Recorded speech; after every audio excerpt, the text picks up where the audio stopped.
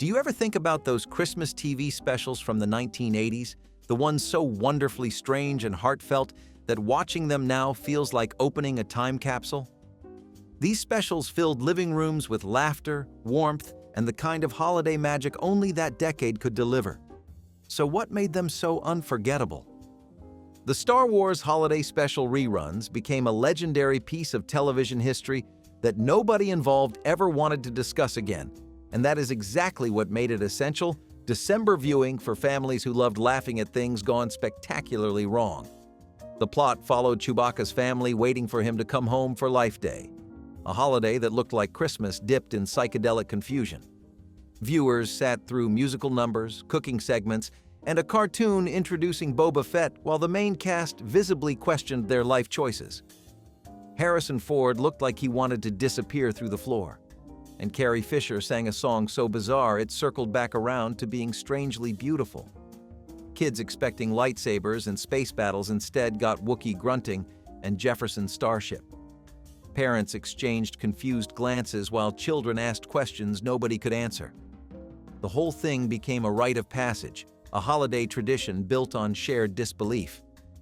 Watching it meant joining a secret club of people who understood that sometimes the funniest things on television were never meant to be funny at all. Alf's Special Christmas took the fuzzy alien from sitcom wisecracker to unexpected emotional territory, proving that the 1980s had no problem mixing belly laughs with genuine tears during the holiday season. The plot found Alf wandering into a hospital on Christmas Eve, where he befriended a terminally ill girl whose situation made even cynical viewers reach for tissues. The show always balanced humor with heart, but this special pushed deeper into sentiment than most sitcom holiday episodes dared to venture. Alf cracked jokes about hospital food, confused nurses with alien antics, and still somehow delivered moments that felt surprisingly sincere and touching. Kids expecting puppet comedy got something far more complex. A story about mortality wrapped in holiday tinsel. Parents appreciated the ambition even when tonal shifts felt jarring. One moment, Alf hid in a laundry cart. The next, he comforted a dying child with words about hope and connection. The special became a holiday staple not because it was perfect, but because it tried something different. That kind of risk defined the best of 80s television. He-Man and She-Ra, a Christmas special, brought the power of Grayskull crashing directly into holiday traditions with a story so gloriously over the top that it became impossible to forget. The plot transported two Earth children to Eternia, where muscled heroes protected them from Hordak and Skeletor while teaching everyone about the true meaning of Christmas. Watching He-Man explain holiday spirit to alien warriors created cognitive dissonance that only made the viewing experience funnier with age. Kids in the 1980s saw adventure and moral lessons delivered with complete sincerity and earnest conviction. Adults rewatching decades later saw something far more surreal, a collision of toy commercial storytelling and genuine holiday sentiment wrapped in animation magic.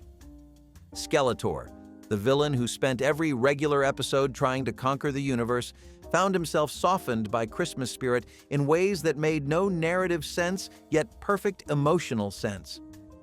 The special etched itself into the memories of everyone who caught it during that brief broadcast window. Finding it again became a holiday treasure hunt for nostalgic viewers.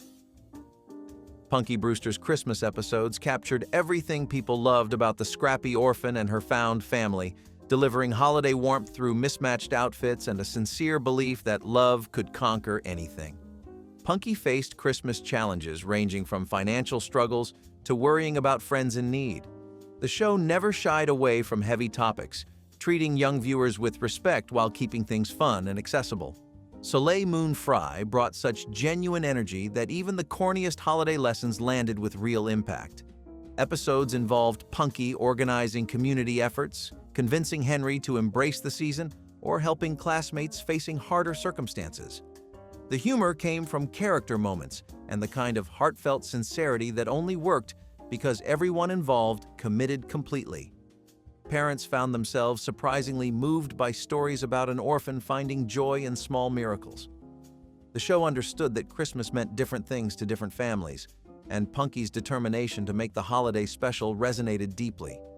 Those episodes remain touchstones for anyone who grew up believing kindness and creativity could solve almost anything.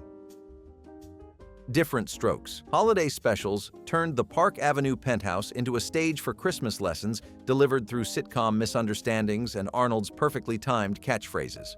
The show mixed humor with social commentary, and holiday episodes balanced both sides with varying degrees of success. Arnold and Willis navigated Christmas with adoptive father Philip Drummond, learning lessons about generosity, family, and the true meaning of the season. Gary Coleman's delivery transformed predictable setups into memorable moments, his expressive face selling jokes that might have fallen flat with any other performer. Episodes featured gift mix-ups, unexpected visitors, and heartfelt reconciliations between laugh track cues. The show understood its audience, kids who wanted comedy and parents who appreciated messages about acceptance. Christmas specials pushed sentimentality higher, wrapping everything in tinsel and good intentions. Those holiday episodes captured an era of television that believed strongly in teaching through entertainment. Arnold asking what people were talking about during Christmas dinner became its own kind of tradition. The facts of life. Christmas episodes brought the Eastland Academy girls together for holiday adventures filled with drama, secret Santas, and life lessons wrapped in sisterhood. The show excelled at balancing comedic moments with genuine emotional depth. Blair, Joe, Natalie, and Tootie faced everything from financial worries about gift giving to deeper questions about what the holidays meant for young women away from their families. Mrs. Garrett provided wisdom, warmth, and maternal guidance that anchored every storyline. Holiday episodes involved the girls planning events, resolving conflicts, or helping community members in need. The humor came from personality clashes and comedic timing the cast had perfected over seasons of working together. Beneath the laughs, these episodes touched on loneliness, family expectations, and complicated feelings surrounding holidays for teenagers growing up. The show treated its young audience with respect, never dumbing down emotional content while still keeping things entertaining.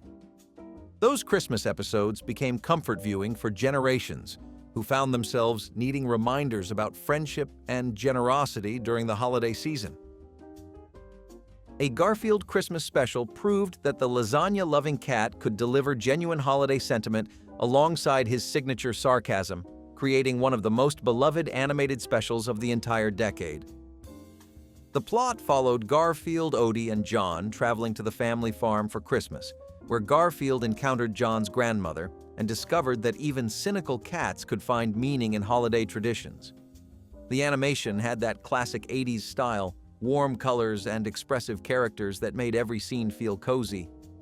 Garfield complained about everything naturally, but his interactions with Grandma revealed a softer side that caught viewers off guard.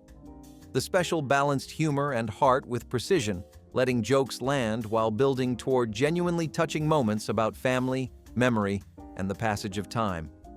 Kids laughed at Garfield's antics while parents found themselves unexpectedly moved by stories about the grandmother's late husband. Garfield's journey from grumpy passenger to cat who understood Christmas spirit mirrored what the best holiday specials accomplish: transformation through connection. Family ties. Christmas episodes turned the Keaton household into a battleground between 80s materialism and traditional holiday values, with Alex P. Keaton usually learning lessons about generosity despite his best efforts to stay cynical. Michael J. Fox brought such charm that even Alex's most mercenary holiday schemes became endearing rather than off-putting. The show captured the decade's cultural tensions perfectly, pitting Reagan-era ambition against hippie-era idealism within a single family gathering. Christmas episodes amplified these dynamics, forcing Alex to confront what the holiday actually meant beyond gift exchanges. The humor came from family dynamics that felt authentic, parents who genuinely loved their children while disagreeing with their worldviews. Mallory provided comic relief through fashion obsessions, Jennifer delivered precocious observations, and parents anchored everything with warmth that never felt forced. Holiday specials resolved conflicts with hugs and realizations that family mattered more than success. Those Christmas episodes defined an era of sitcom holiday specials, ambitious in their themes while still delivering the comfort viewing families expected. Mr. T's Be Somebody or Be Somebody's Fool delivered holiday segments that mixed motivational speeches with unintentional comedy in ways only the 1980s could produce with complete sincerity. The Mohawked icon, fresh from the A-Team and Rocky III, created an educational special designed to teach kids about self-respect and believing in themselves. Holiday portions involved Mr. T wearing festive attire while delivering messages about treating others well during the season of giving. The production values screamed budget constraints, but Mr. T's intensity sold every moment with conviction that transcended cheap sets. Kids watched transfixed by the same presence that made him a television icon. Adults found themselves laughing not at Mr. T, but at the sheer earnestness of a project that refused to acknowledge its own absurdity. The holiday segments emphasized family, gratitude, and helping those less fortunate. Rewatching today reveals comedy gold hiding inside genuine attempts at inspiration.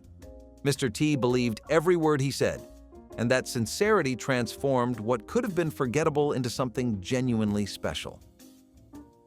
The WWF Christmas specials brought professional wrestling's theatrical chaos directly into holiday programming with body slams, over-the-top promos, and a strange sincerity that made everything work despite all logic. Wrestlers known for feuds and aggression suddenly appeared in Santa hats, delivering holiday messages ranging from heartwarming to hilariously threatening. Hulk Hogan might wish fans Merry Christmas before reminding them about training, prayers, and vitamins. Rowdy Roddy Piper could deliver a holiday speech that somehow became a villainous rant by the final sentence. The production leaned into spectacle, combining holiday decorations with ring entrances in ways that created visual chaos perfectly suited to the era. Kids who worshipped these larger-than-life figures saw their heroes in festive contexts. Parents shook their heads while secretly enjoying the absurdity. The specials aired between regular programming, creating appointment viewing for wrestling fans. The comedy came from the contrast, intimidating athletes delivering sincere messages about family and gratitude. That juxtaposition defined the best of 80s holiday programming. Growing Pains, Christmas episodes turned the Seaver household into a showcase for holiday hijinks delivered through corny jokes, big hair, and lessons about togetherness that somehow worked despite being predictable from the opening credits. Kirk Cameron brought boyish charm to Mike Seaver's holiday schemes, whether he was trying to impress a girl, avoid family obligations, or learn the true meaning of giving through comically exaggerated mishaps. The family dynamics felt genuine even when situations stretched believability. Parents who tried their best and kids who tested every boundary. Christmas specials pushed the warmth higher, gathering everyone around decorated trees for reconciliations and group hugs. The 80s aesthetic dominated every frame, from fashion choices to synthesizer-heavy background music signaling emotional moments. Joanna Kearns and Alan Thicke anchored the chaos with parental patience that never quite ran out. Kids watched because the Seavers felt like a slightly funnier version of their own families. Holiday episodes delivered exactly what audiences expected, comfort wrapped in tinsel and tied with a bow of satisfying resolution. Silver Spoon's Christmas episodes showcased Ricky Stratton living the ultimate rich kid fantasy while slowly learning that Christmas meant more than toy trains, arcade games, and having everything money could buy. The show's premise put a child in a mansion filled with every toy imaginable, then spent each episode teaching him that relationships mattered more than possessions. Ricky Henderson brought genuine sweetness to the role, making the character likable despite circumstances that could have easily made him insufferable. Christmas episodes amplified this dynamic, surrounding Ricky with luxury while he discovered that his wealthy father needed family connection just as much as any gift. The specials featured elaborate decorations, expensive presents, and wish fulfillment that made kids dream about similar circumstances. But beneath the fantasy, lessons about loneliness, friendship, and what truly made holidays special emerged through surprisingly touching moments. Joel Higgins played the father with enough vulnerability that audiences rooted for both characters to find happiness beyond material wealth. Those Christmas episodes balanced escapist fun with genuine heart. Who's the Boss holiday episodes navigated the awkward tension between Tony and Angela, with Christmas serving as the perfect backdrop for meaningful glances, near confessions, and the kind of will they or won't they dynamics that kept audiences tuning in week after week. Tony Danza brought blue-collar charm to every holiday scene, whether he was cooking elaborate dinners, decorating with enthusiasm, or stumbling through emotional moments with endearing sincerity.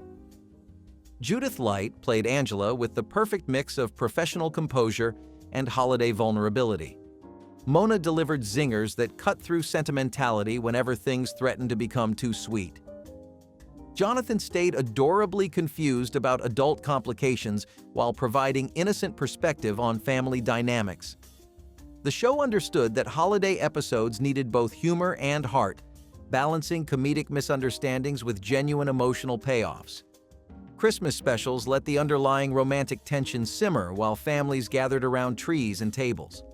The Connecticut setting provided snowy backdrops that made everything feel appropriately festive and cozy for seasonal viewing. Night Court Christmas episodes brought Judge Harry Stone's absurdist humor into holiday territory, turning the Manhattan arraignment court into a stage for seasonal chaos that only this show could deliver with such committed weirdness. Harry Anderson played the magic-loving judge with infectious enthusiasm that made even the strangest holiday scenarios work. The ensemble cast bounced off each other perfectly, each character bringing distinct comedic energy to Christmas episodes. Dan Fielding's selfish schemes collided with holiday generosity in predictably hilarious ways.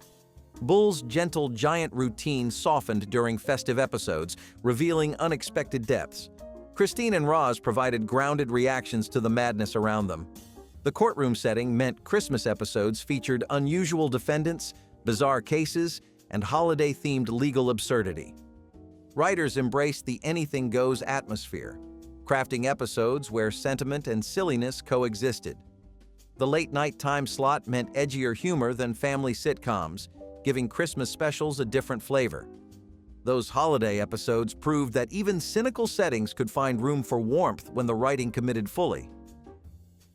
Mr. Belvedere Christmas episodes brought British propriety crashing into American holiday chaos as the proper butler attempted to teach the Owens family lessons about tradition, decorum, and seasonal celebration. Christopher Hewitt played Belvedere with such dignified exasperation that every interaction became comedy gold. The culture clash between his refined sensibilities and the family's boisterous American ways provided endless material for holiday episodes. George and Marcia tried maintaining household order while their children created chaos that only 80s sitcom kids could generate. Wesley's schemes, Heather's teenage drama, and Kevin's earnest confusion all found holiday-themed expressions. Christmas episodes let Belvedere reveal unexpected warmth beneath his formal exterior, touching moments that emerged through carefully maintained British reserve. The show balanced slapstick humor with surprisingly sweet sentiment, never letting either dominate completely.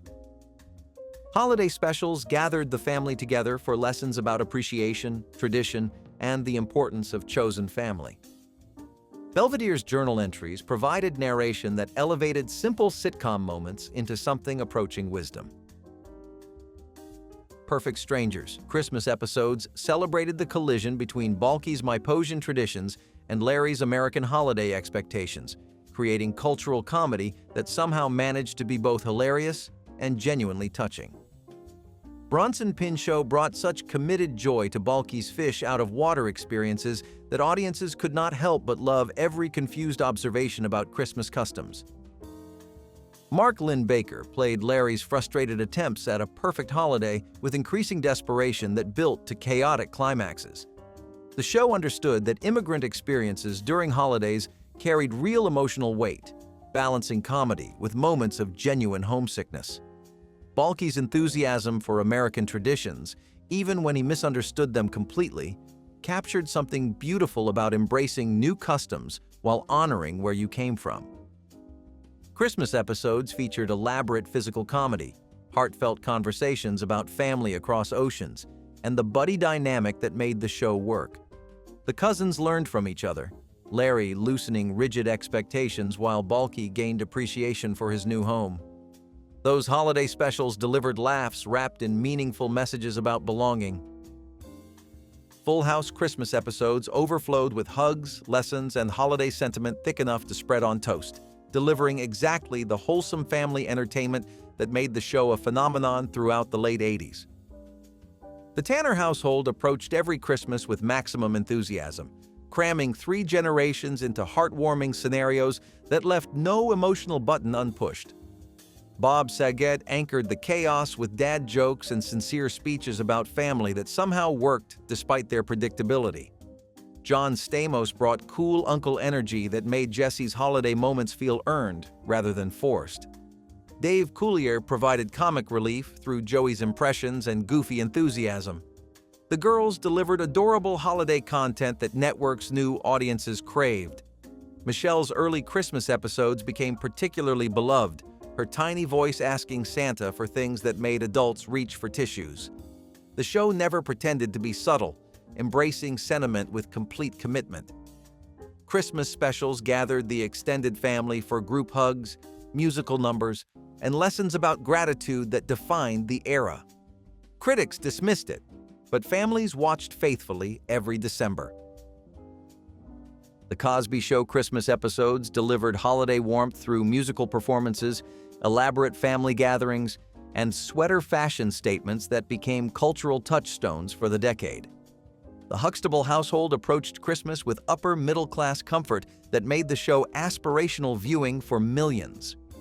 Cliff's dad humor and Claire's sharp wit balanced perfectly during holiday episodes, their partnership modeling the kind of marriage audiences wanted to believe in. The children provided varied perspectives on Christmas, from Theo's teenage concerns to Rudy's innocent excitement about Santa. Holiday specials often featured extended family members, filling the brownstone with generations celebrating together. Musical numbers became signature moments, the family gathering to perform songs that showcased genuine talent while building emotional connection. The production values elevated every Christmas episode, attention to detail in decorations and costumes creating visual warmth. Those holiday specials captured an idealized version of family celebration that audiences embraced wholeheartedly, regardless of whether their own holidays matched the Huxtable standard. Family Matters Christmas episodes let Steve Urkel spread holiday cheer through inventions gone spectacularly wrong and his signature snort laugh that echoed through the Winslow household during every seasonal catastrophe. Jaleel White transformed what began as a guest appearance into the show's defining presence, his Urkel dominating Christmas episodes with elaborate schemes and heartfelt moments. The character's unrequited love for Laura provided ongoing holiday tension, his gifts becoming increasingly creative and disastrous. Carl's exasperation reached peak levels during Christmas specials. Reginald Vell Johnson selling frustration while maintaining affection for the nerdy neighbor. The family dynamics shifted around Urkel's presence, everyone adjusting to accommodate his chaos while appreciating his heart. Holiday episodes featured transformation chambers, robot assistants, and experiments that threatened to ruin Christmas before somehow saving it. The show balanced absurdist comedy with sincere messages about acceptance, belonging, and family. Urkel's outsider status made his inclusion in Winslow celebrations meaningful, showing that holiday spirit could embrace even annoying neighbors.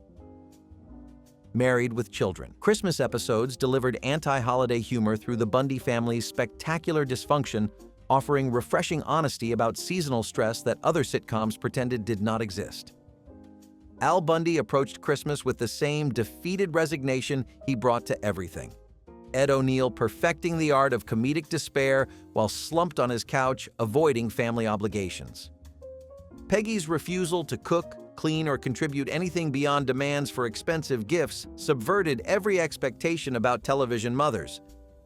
Kelly and Bud continued their sibling warfare through holiday episodes, competing for presents while insulting each other with creativity that bordered on impressive. The show understood that many families found holidays exhausting rather than magical, and the Bundys gave permission to laugh about that reality.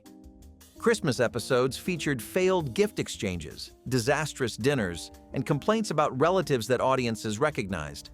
The humor came from honesty rather than cruelty, acknowledging holiday stress while finding twisted joy in family togetherness. Those specials became essential viewing for anyone tired of perfect families celebrating perfect holidays. Webster Christmas episodes turned the pint-sized star into a holiday icon, melting hearts through stories about family, belonging, and the kind of adorable 80s charm that made audiences fall in love with Emmanuel Lewis week after week. The show built its emotional core around Webster's journey as an adopted child, finding his place in a new family, and Christmas episodes amplified that theme beautifully. George and Catherine Papadopoulos navigated holiday traditions while making sure Webster felt included in every moment. The contrast between Webster's small stature and big personality created endless comedic opportunities during festive episodes. Decorating trees required step stools, wrapping presents turned into adventures, and sitting on Santa's lap became genuinely touching rather than routine. The show understood that Christmas meant something different for children who had experienced loss or uncertainty, treating those emotions with respect while keeping things light enough for family viewing. Holiday specials let Webster shine as both comedian and emotional anchor. Those episodes captured something genuine about found families creating new traditions together. Charles in Charge. Christmas episodes let Scott Baio navigate holiday babysitting chaos with the kind of teenage wisdom and lighthearted comedy that defined the show's appeal. Charles juggled responsibilities for multiple children while dealing with his own holiday stress, creating situations that balanced slapstick humor with sweet moments. The Pembroke and Powell families provided different dynamics across the show's run, but Christmas episodes maintained consistent warmth regardless of which household Charles was managing. Kids created elaborate schemes, parents disappeared at inconvenient moments, and Charles held everything together through charm and patience. The holiday specials featured decorating disasters, gift-giving confusion, and the kind of family chaos that felt familiar to anyone who survived December with relatives. Buddy Lembeck added comic relief that pushed episodes toward absurdity without losing heart. The show never aimed for deep emotional territory, but Christmas episodes delivered exactly the cozy entertainment audiences wanted during the season. Those specials became reliable comfort viewing for families who appreciated uncomplicated holiday cheer. 227 Christmas episodes brought Mary Jenkins and her apartment-building neighbors together for holiday celebrations filled with community spirit and the sharp comedic timing that made the show a standout among 80s sitcoms. Marla Gibbs anchored every episode with a combination of warmth and wit that made Mary feel like everyone's favorite neighbor. The building became a character itself during Christmas specials, residents gathering in hallways, sharing meals, and navigating the kind of close-quarters drama that only apartment living could provide. Sandra's schemes, Rose's innocent observations, and Pearl's cutting remarks all found holiday-themed expressions. The show captured something authentic about urban community during Christmas, people who might argue all year coming together when the season demanded connection. Lester and Mary's relationship provided romantic undertones that holiday episodes amplified through mistletoe mishaps and gift exchange confusion. The humor came from character dynamics rather than elaborate plots, trusting the ensemble to carry stories through sheer chemistry. Those Christmas episodes celebrated community in ways that felt genuine rather than forced. My Two Dads. Christmas episodes found unexpected holiday joy within the show's unconventional premise, proving that family came in all configurations during a decade when television was slowly expanding its definition of domestic life. Paul Reiser and Greg Evigan played the two men raising Nicole with a dynamic that holiday episodes used to maximum effect. Christmas specials explored how different parenting styles approached the season, one dad favoring elaborate celebrations, while the other preferred simpler traditions. Nicole navigated between their approaches with preteen wisdom that made her relatable despite the unusual circumstances.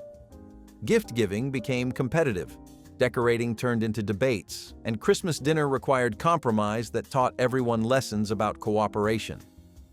The show handled its premise with lightness that kept things fun rather than preachy. Holiday specials demonstrated that love and laughter mattered more than traditional family structures. Those episodes offered something different during a decade dominated by conventional sitcom families, proving that warmth could emerge from any household willing to embrace the season. Amen. Christmas episodes brought Deacon Ernest Fry and the First Community Church of Philadelphia together for holiday celebrations that combined congregational comedy with Sherman Hemsley's impeccable timing. The church setting gave Christmas specials built-in significance, services, and pageants, providing natural frameworks for seasonal storytelling. Hemsley played Fry with the same energy he brought to George Jefferson, scheming and conniving even during the holiest season while somehow remaining lovable. Thelma's patience with her father's antics anchored the emotional core, their relationship providing heart beneath the comedy. Reverend Gregory and the congregation offered supporting chaos that made every Christmas episode feel like a community event. The show balanced irreverent humor with genuine respect for faith traditions, finding comedy in human behavior rather than religious practice itself. Holiday specials featured choir performances, nativity preparations, and the kind of church politics that anyone who served on a committee would recognize. Those Christmas episodes delivered laughs while celebrating the community bonds that made churches feel like families. The Partridge Family Christmas cartoon episode was the kind of 70s holiday special that felt like someone took the spirit of the show, added twice as many sparkles, and then animated the whole thing with the brightest crayons in the studio. The Partridge Kids, complete with perfectly feathered hair, even in cartoon form, piled into their Technicolor tour bus for a holiday adventure that made very little sense and yet somehow felt exactly right. Every scene swayed to upbeat music that sounded like Christmas carols, sped up just enough to keep the energy high. Laurie tried to keep everyone organized.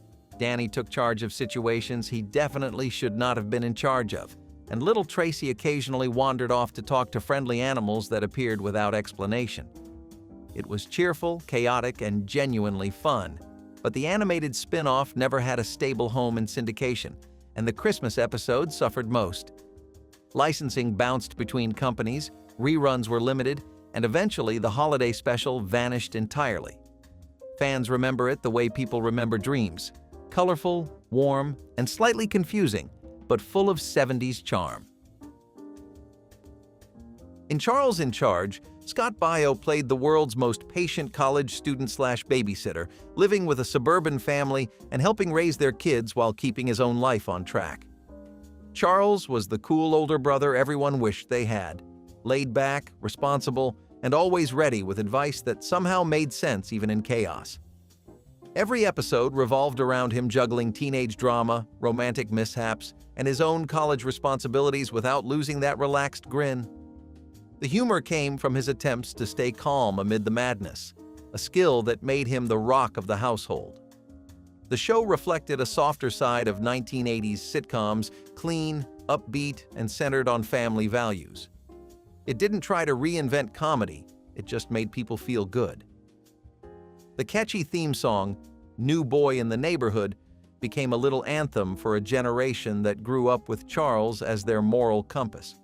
Charles in Charge was simple but sincere, a feel-good snapshot of 1980s optimism where every problem could be solved with kindness, patience, and maybe a cheesy grin. There was something irresistibly charming about the Raggedy Ann and Andy Christmas Hour, the kind of animated special that looked like it had been stitched together with yarn, fabric, and a dash of pure holiday innocence. Watching it felt like you were peeking into a toy chest brought to life, with characters that moved in that soft, almost wobbly way cartoons had before animation studios discovered sharper outlines and flashier techniques. Raggedy Ann, with her careful stitching and big button eyes, always seemed to know exactly how to bring warmth to even the coldest Christmas storyline. And Andy, ever the loyal companion, tagged along with that signature mix of optimism and clumsy enthusiasm. The special aired only a handful of times, always around dinner hour, when families gathered with plates on their laps and the living room lights dimmed just enough to make the tree sparkle. The story changed slightly each year in people's memories, because the animation had that dreamlike quality that made everything feel softer and brighter than it probably was. And then, almost without warning, the special vanished. Ownership rights shifted, characters changed hands, and the entire hour of animation slipped into a legal maze so complicated that even Santa's elves could not untangle it. All that remains now are hazy memories, a few grainy still frames in old magazines, and the lingering feeling that Christmas once felt a little more hand-stitched. Christmas Comes to Willow Creek from 1987 featured John Schneider, hauling holiday spirit across frozen Alaskan highways in a truck that seemed held together by duct tape, prayers, and pure seasonal determination to reach its destination against all odds, no matter what nature threw at them. The premise was simple. Two brothers, one truck, a cargo of presents, and a blizzard that wanted to ruin everything they had worked so hard to deliver to a remote community waiting for Christmas joy. It was the kind of made-for-television adventure that networks churned out every December, hoping something would stick with audiences looking for seasonal entertainment between wrapping presents and baking cookies. Schneider brought his Duke boys charm, grinning through danger with the kind of confidence that made viewers believe everything would work out fine no matter how bad the situation looked on screen. The stakes were never really that high, but the movie pretended they were, and that pretense was half the fun. Families watched it during holiday marathons while half paying attention to something else happening in the room. In the 1970s, educational dinosaur cartoons were all the rage. So naturally, someone decided dinosaurs should help Santa save Christmas. The Christmas Dinosaurs Save Santa was a bright, prehistoric adventure filled with cheerful brontosauruses, chatty pterodactyls, and a T-Rex with a surprisingly gentle heart. The dinosaurs teamed up to clear snowy paths, carry giant toy sacks, and guide Santa's sleigh when his reindeer caught a seasonal cold. Kids loved seeing their favorite ancient creatures wrapped in scarves and singing holiday songs. The animation had that charming, slightly clunky look where every movement felt like a proud effort. But as interest in educational dinosaur cartoons faded near the end of the decade, the special lost its audience and its funding network stopped airing it. Studios shuffled content, and soon the Christmas dinosaurs marched quietly into extinction once again. Today, it is remembered mostly through nostalgic descriptions and the faint memory of a T-Rex wearing earmuffs. Bob Newhart's second hit series, simply titled Newhart, felt like a warm escape into small-town absurdity. He played Dick Loudon, a mild-mannered author who moved with his wife Joanna to run a cozy inn in rural Vermont. But instead of peace and quiet, Dick found himself surrounded by a collection of lovable weirdos, handymen, neighbors, and guests who seemed to live in their own comedic universe.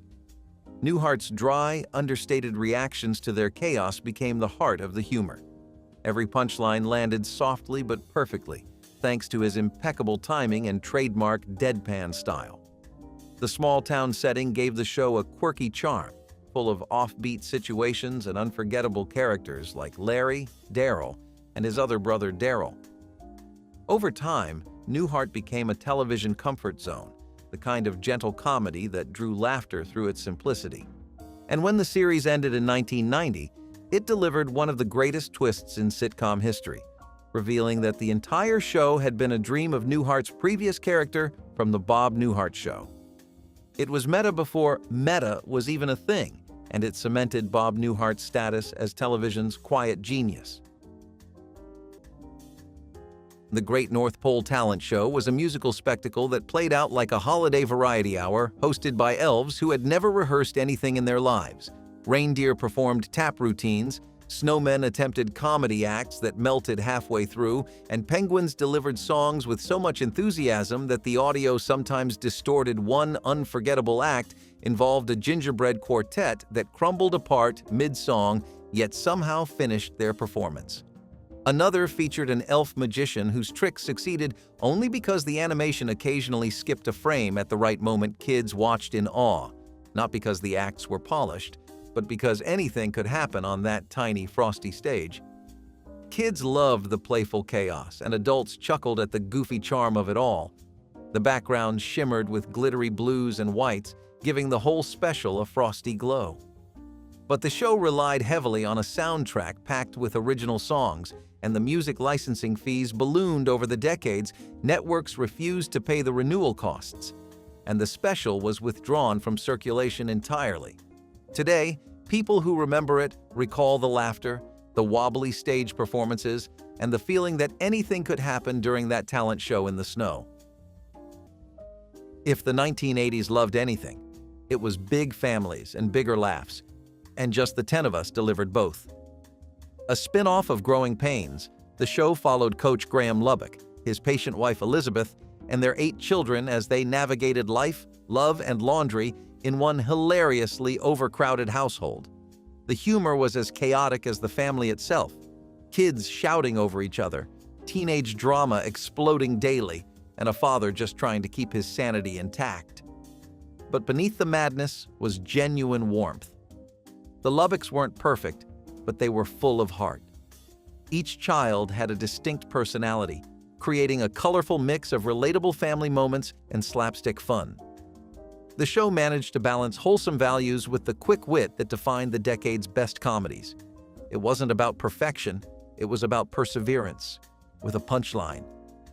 Just the 10 of Us captured what it meant to find joy in the chaos, reminding viewers that no matter how noisy life got, family always came first, even if you had to shout to be heard. Josie and the Pussycats. Holiday Road Trip sent the band on a snowy cross-country musical adventure filled with bright costumes, catchy jingles, and plenty of cartoon hijinks. The group traveled from town to town, playing cheerful holiday concerts and solving small mysteries along the way. There was a scene where the band performed on a moving sleigh that somehow stayed perfectly in tune despite the wind blasting past their faces. The animators took full advantage of the era's love for bold color palettes, turning every moment into a postcard of 70s style. Even the snow looked groovy, sparkling in shades no real winter has ever produced. Melody cracked jokes, Valerie saved the day with clever ideas, and Josie kept everyone moving forward despite holiday chaos following them like confetti in the wind. The animation style leaned into bold colors and expressive poses that made even simple scenes feel dramatic. Kids loved the blend of music and adventure, while adults enjoyed the upbeat retro soundtrack. But when the show's overseas distribution deals expired, reruns quietly disappeared. The holiday episode slipped into that strange void where content exists only in the memories of those who watched it at the perfect moment. Fans still hum its long-lost songs even though no recordings remain. Elves from 1989 remains one of the strangest holiday films ever committed to celluloid. And that is saying something for a decade absolutely filled with bizarre creative choices that defied all explanation and common sense from start to finish. The premise alone sounds like someone lost a bet and decided to film the consequences.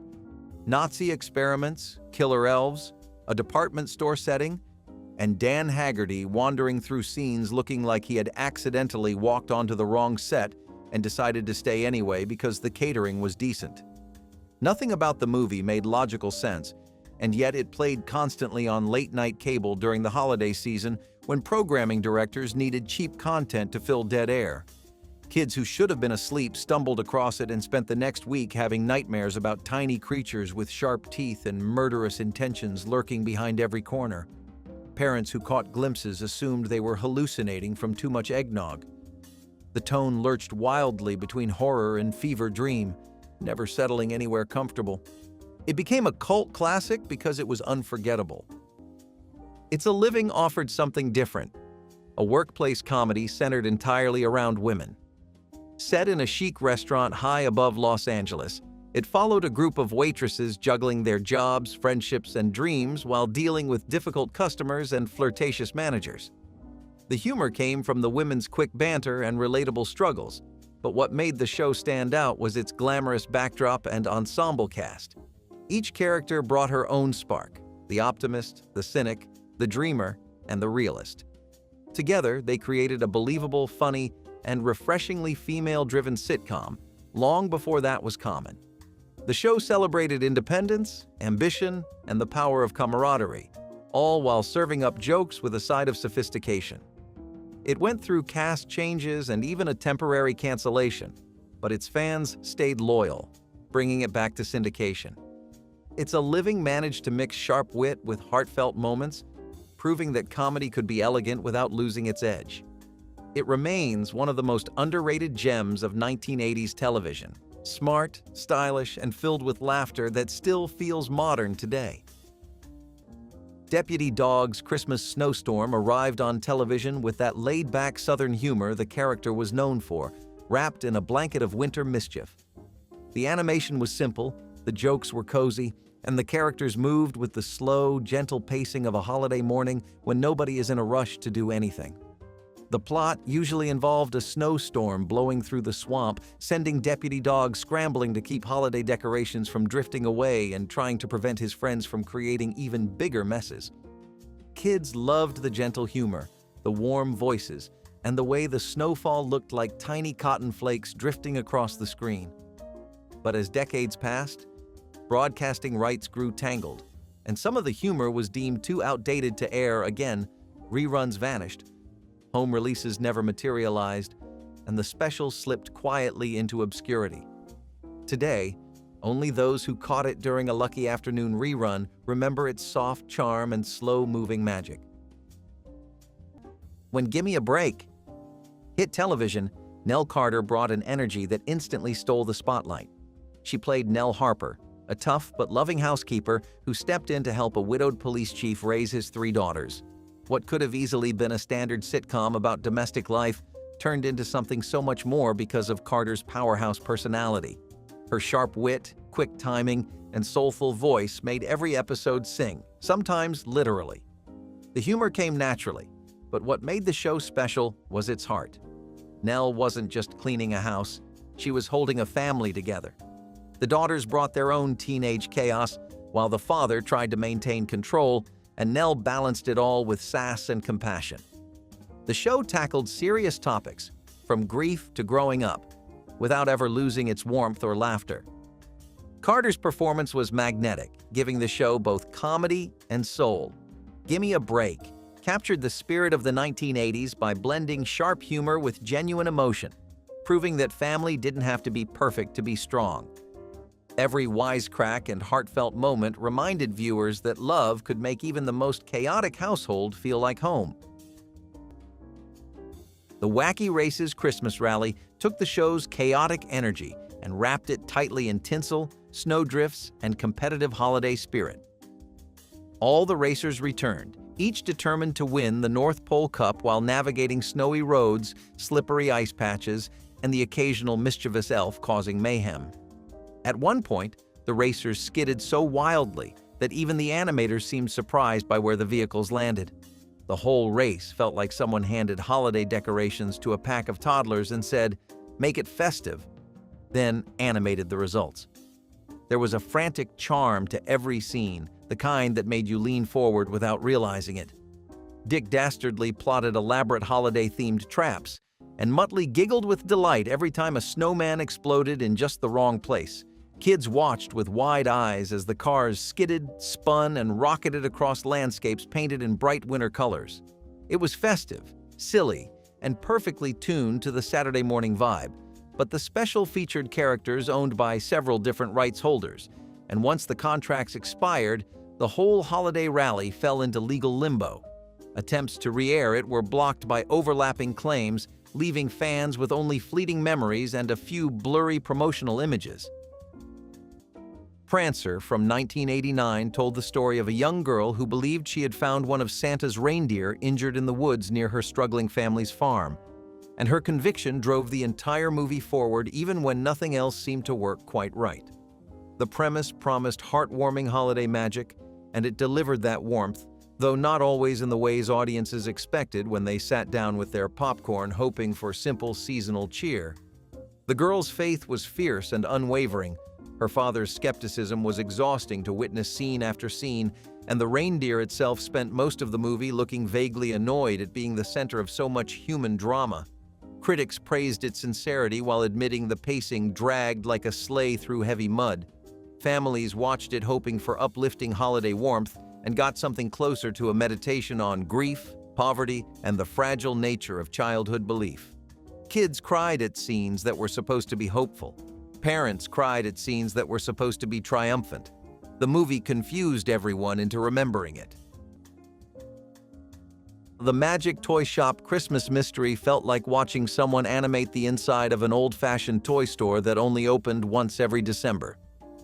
The special began with a gentle snowfall, a creaky sign swinging outside, and a narrator whose voice sounded like they had read thousands of bedtime stories. Inside the toy shop, wooden soldiers marched in uneven rhythm, dolls blinked slowly with painted-on eyelashes, and Jack in the Boxes popped up with a timing that seemed suspiciously unpredictable. The mystery at the heart of the special was charmingly simple. Something inside the shop kept moving out of place overnight, and the toys needed to solve the puzzle before Christmas morning. Kids loved the sense of adventure, even if the animation occasionally froze for a second while the background caught up. The colors were warm, the music twinkled like old music box chimes, and the whole thing felt like it was sewn together with imagination instead of technology.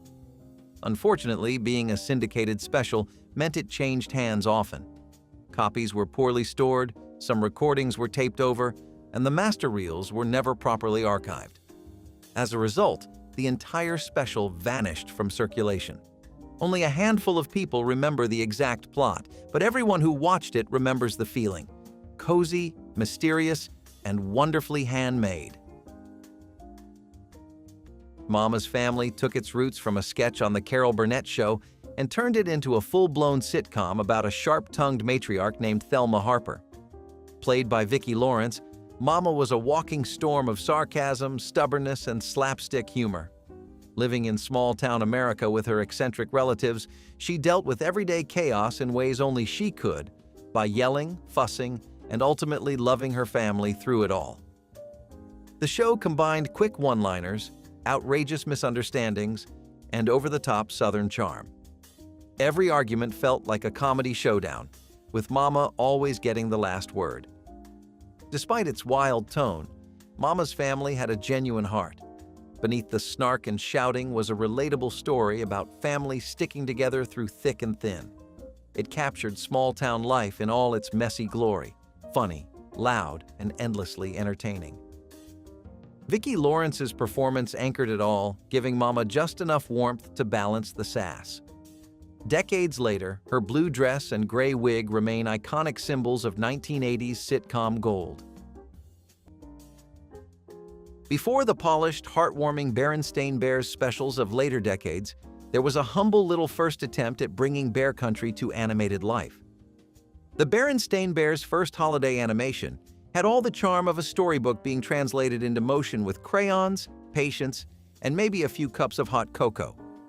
The lines were thick, the colors slightly muted, and the characters moved with that slow, deliberate pace that made it feel like someone was turning the pages for you.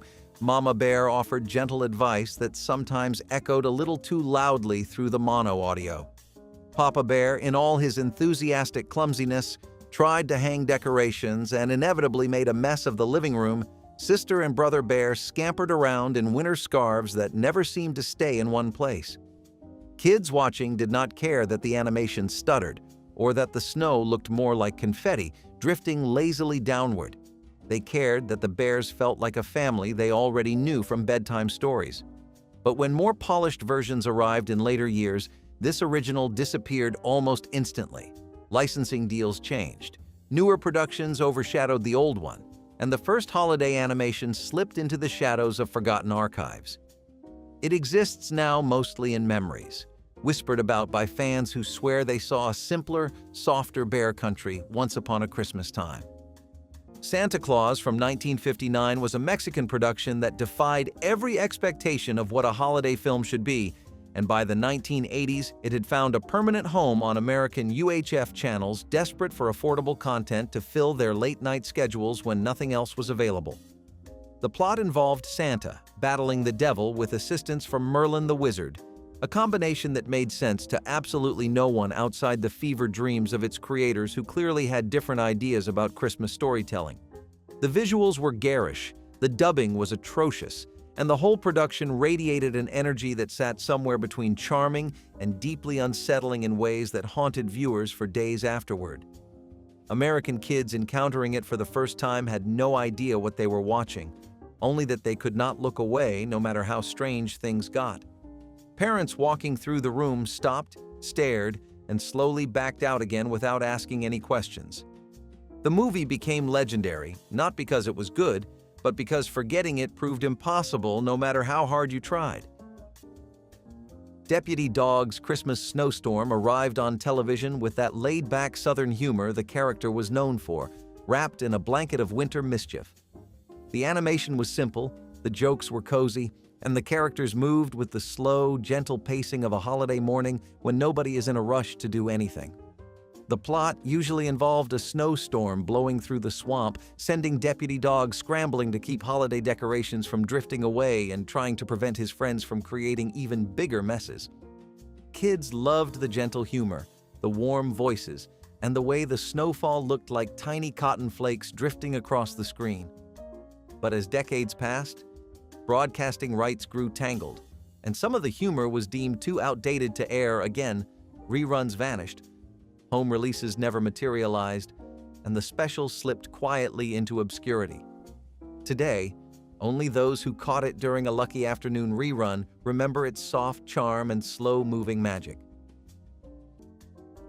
Few shows embodied the cozy, middle-class charm of 1980s television quite like The Hogan Family.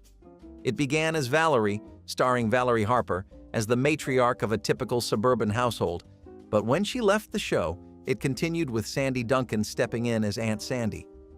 The transition was surprisingly smooth because the real star of the show was the family dynamic itself.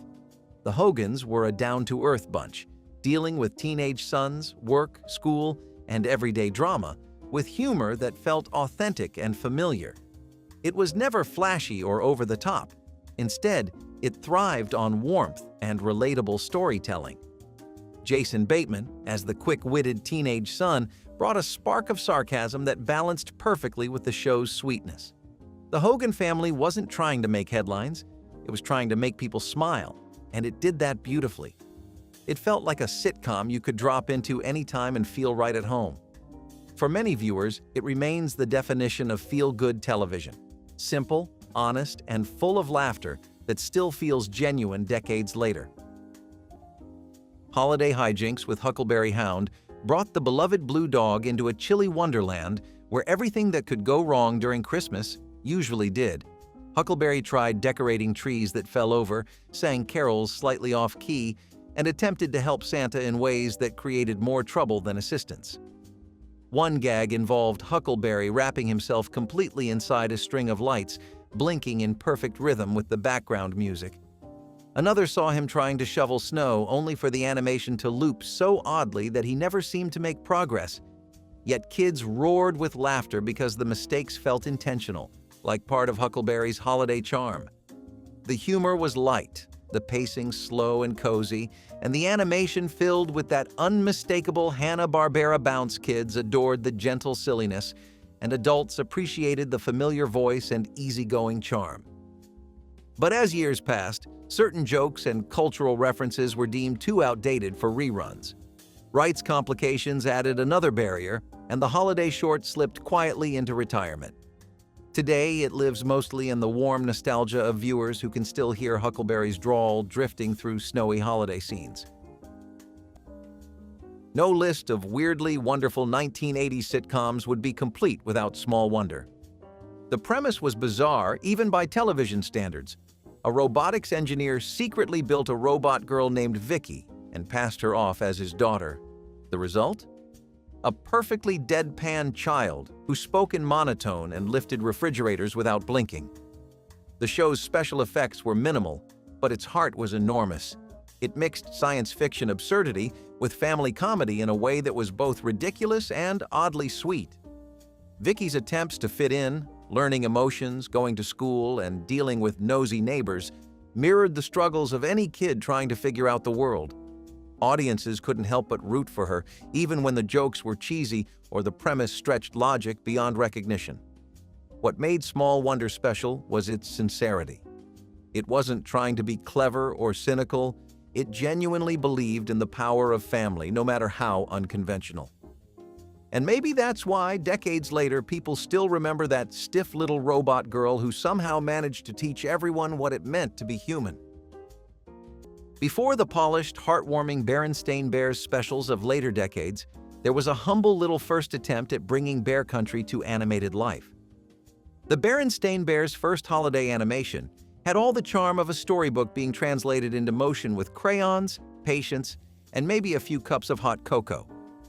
The lines were thick, the colors slightly muted, and the characters moved with that slow, deliberate pace that made it feel like someone was turning the pages for you. Mama Bear offered gentle advice that sometimes echoed a little too loudly through the mono audio. Papa Bear, in all his enthusiastic clumsiness, tried to hang decorations and inevitably made a mess of the living room. Sister and Brother Bear scampered around in winter scarves that never seemed to stay in one place. Kids watching did not care that the animation stuttered or that the snow looked more like confetti drifting lazily downward. They cared that the bears felt like a family they already knew from bedtime stories. But when more polished versions arrived in later years, this original disappeared almost instantly. Licensing deals changed. Newer productions overshadowed the old one, and the first holiday animation slipped into the shadows of forgotten archives. It exists now mostly in memories, whispered about by fans who swear they saw a simpler, softer Bear Country once upon a Christmas time. If these hilarious 80s Christmas specials brought back memories, tell us your favorites in the comments, tap like to spread holiday nostalgia, and subscribe so you never miss another trip back to the moments that made December bright.